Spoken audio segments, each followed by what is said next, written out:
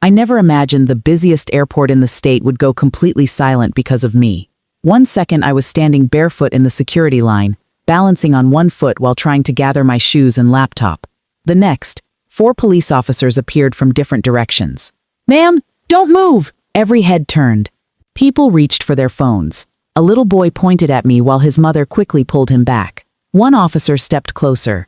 "You're under investigation for grand theft involving approximately $200,000 in diamonds."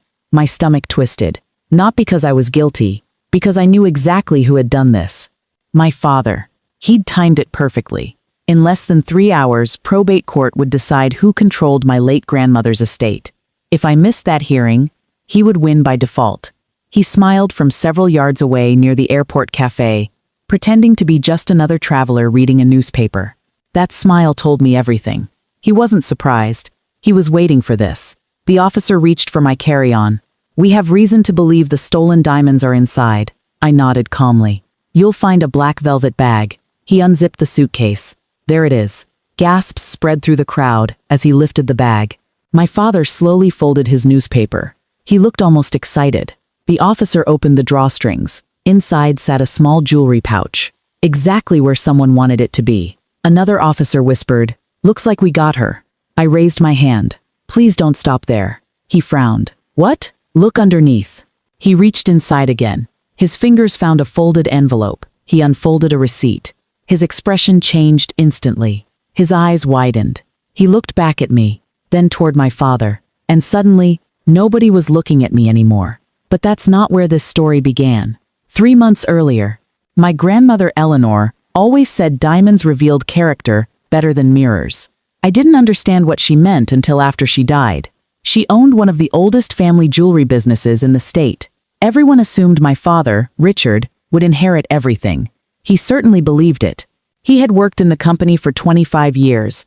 Unfortunately, worked is a generous word. He spent more time attending country club lunches than managing the business. Employees feared him. Customers tolerated him. Grandma endured him. I was the quiet granddaughter. I handled inventory, accounting, insurance records, estate planning files. Most people thought I was just another office employee. I preferred it that way. Whenever I made suggestions, Dad laughed. "You worry too much. If we promoted you, customers would think we're running a daycare. You've always been too soft for business." The board laughed with him. I smiled politely. Grandma never laughed. She simply watched. Remember that detail. It matters later. After Grandma's funeral, everything changed. Dad immediately started introducing himself as the company's future president. He ordered employees around before probate had even begun. He replaced Grandma's office furniture. He changed passwords.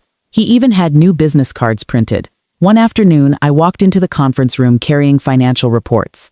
Dad looked at everyone. "Sweetheart, coffee first. I'm here for the audit meeting." "No. I'm presenting Grandma's inventory reconciliation." He laughed loudly. "Adults are talking." The room erupted with uncomfortable chuckles. I quietly placed the reports on the table anyway. Nobody opened them. That was their first mistake. A week later, valuable diamonds disappeared from one of the insured vaults. Dad exploded. Who had access? Security logs showed only 3 people, me, Dad, and the vault manager. Dad immediately pointed toward me. "She handled inventory." The accusation shocked everyone. I calmly reminded them every vault door required 2 keycards simultaneously, meaning I couldn't have entered alone. Dad ignored that detail. "She's covering her tracks." Nobody noticed how quickly he wanted someone blamed, except me, and one other person, Grandma's longtime attorney. He remained unusually quiet. The probate hearing approached. Dad became increasingly desperate. He pressured employees to sign statements questioning my integrity. Some refused, several resigned, others signed simply because they feared losing their jobs. Then strange things started happening. Files disappeared, emails vanished. Security footage became corrupted. Every coincidence favored Dad. Yet I never argued. I simply kept collecting copies. Remember that. I wasn't defending myself. I was documenting him. Nobody knew why. 2 weeks before court, Dad cornered me in Grandma's office. "You should withdraw your claim. I have every legal right to attend." He leaned closer. "You'll lose." "Maybe. I'll own everything." I looked around the room. "You sound very confident." I already know the judge will see things my way. His confidence wasn't based on evidence. It was based on believing I had none. That was his biggest mistake. The airport incident happened the morning of probate. Dad knew exactly where I'd be. He also knew missing the hearing meant automatic victory. Someone anonymously reported I was transporting stolen diamonds across state lines. Airport security called police. Everything unfolded exactly as Dad intended, until the officer found the envelope. Inside wasn't merely a receipt. It was the original insurance intake document for the velvet bag. The receipt showed the airport surveillance division had logged the evidence envelope 3 days before I packed my suitcase. 3 days, meaning the bag had been placed into airport evidence storage before it somehow appeared inside my luggage. Impossible, unless someone planted it. The officer looked at me. When did you receive this suitcase? Yesterday. Who packed it? I did. Anyone else touch it? My father insisted on helping load it into my car. Silence. The officer slowly looked toward Dad. His smile disappeared. This receipt shouldn't exist, one detective whispered. It proves chain of custody. Exactly. The diamonds hadn't been stolen from me. They had been moved through evidence before anyone accused me, which meant someone inside the investigation, or someone who filed the report, already knew where the jewelry would supposedly be found. The detective immediately requested airport surveillance. Another officer checked the anonymous tip. It wasn't anonymous anymore. It came from my father's assistant, the same assistant who had resigned the previous evening. Things started unraveling quickly, but the biggest revelation was still coming. Court agreed to delay the hearing by 90 minutes. The judge wanted everyone present. Dad arrived looking pale. He still believed he'd recover. Then Grandma's attorney stood. I believe Mrs. Eleanor Grant intended this moment. He opened a sealed envelope. Grandma's handwritten letter.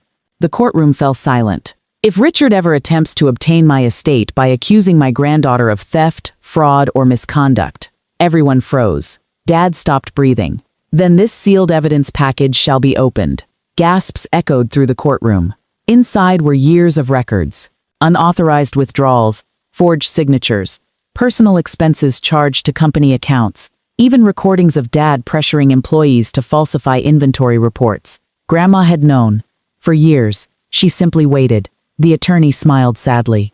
Mrs. Grant believed character eventually exposes itself.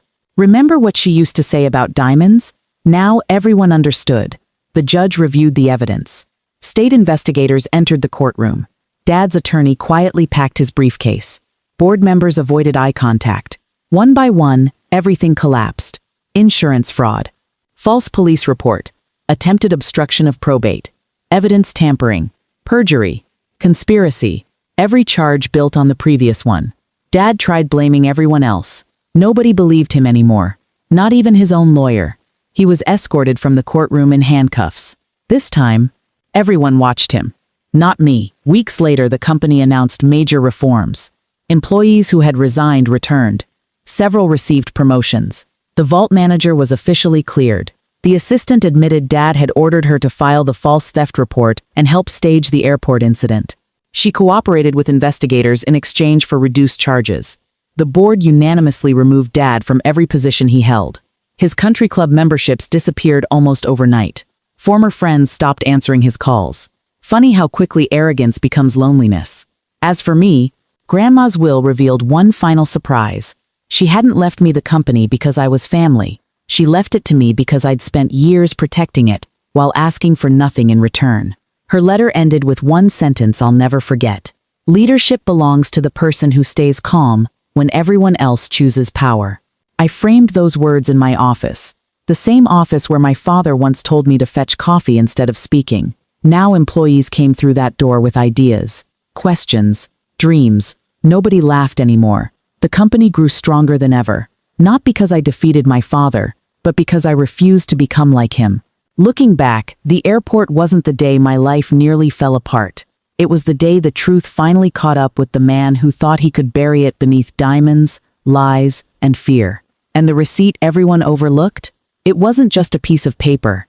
It was the timestamp that proved honesty had been waiting for the right moment all along.